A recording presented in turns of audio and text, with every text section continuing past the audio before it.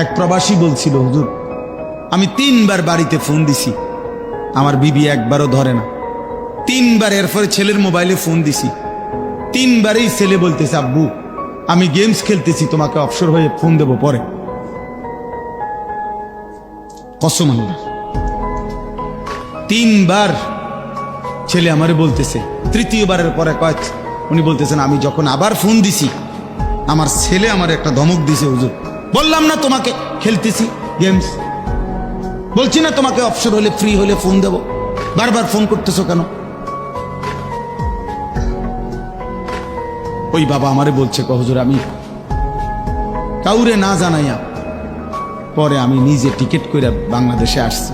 5তলা building এ ভাড়া থাকতো, ভাড়া রাখতাম, গ্রামের বাড়িতে না রাইখা বাসা ভাড়া দিয়ে রাখছি। 5তলার থেকে তারে হুজুর ওই লোকে কইছে আমার, 5তলার থেকে তারে সিঁড়ি দিয়া লাইট থাইতে নামাইছে, লাথি দিতে দিতে নামাইছি, নামাইয়া তার মারে সহ গ্রামের বাড়িতে দিয়া রাইখা এই বিল্ডিং ছেড়ে দিয়া তো আবার আইসা পড়ছি বিদেশে, যে লাগতো না বা বিল্ডিং রাখতে। সুখে যখন ভূতে কিলাইছে তো এখন যাও, আগে যাচ্ছে।